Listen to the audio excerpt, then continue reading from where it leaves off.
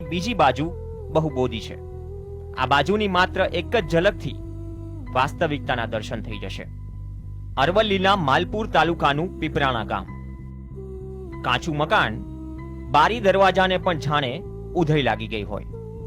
ભારે વરસાદમાં આ ઘર ટકી શકશે કે નહીં તેની પણ ખાતરી નથી। આ ઘરમાં રહે છે ભલાજી ઠાકોર। આ વ્યક્તિના ઇન્ટ્રોડક્શન બાદ તમને પણ આજની સિસ્ટમ પર ઘણો ગુસ્સો આવશે। ભલાજી ઠાકોર બ્લાઇન્ડ એટલે કે અંધ ક્રિકેટર। 150 થી વધારે મેચ, 7000 થી વધુ રન અને 125 થી વધારે વિકેટ અને 1998 ના બ્લાઇન્ડ ક્રિકેટ વર્લ્ડ કપનો મેન ઓફ ધ સિરીઝ ખેલાડી, જેને ભારતને 1998 માં બ્લાઇન્ડ ક્રિકેટમાં વર્લ્ડ ચેમ્પિયન બનાવ્યું। હવે આપણા દેશમાં આવા ખેલાડીઓની કદર કેટલી થાય છે એ પણ તમારી સામે છે।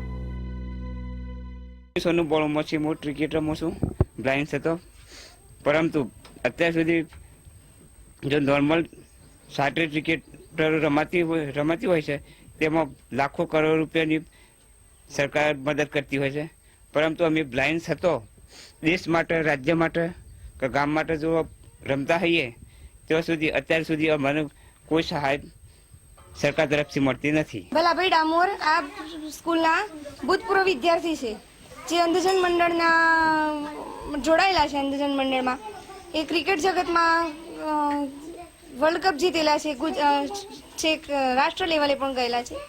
અત્યારે એમને સરકાર તરફથી કોઈ સહાય મળી નથી। અમારી એવી આશા છે કે સરકાર તરફથી અમને કોઈ સહાય મળે।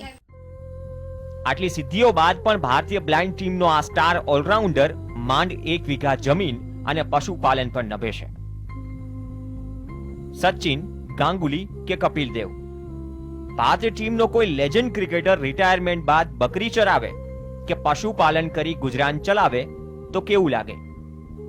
ભલાજી ઠાકોર આ સ્ટાર ઓલરાઉન્ડરનું જીવતું જાગતું ઉદાહરણ એક મોટો પ્રશ્ન તેની પાછળ છોડી જાય છે। આ પ્રશ્ન એ છે કે અંધ ક્રિકેટમાં ખેલાડીઓ તો અંધ હોય છે, પણ શું અંધ ક્રિકેટ એસોસિએશનના અધિકારીઓ પણ અંધ છે?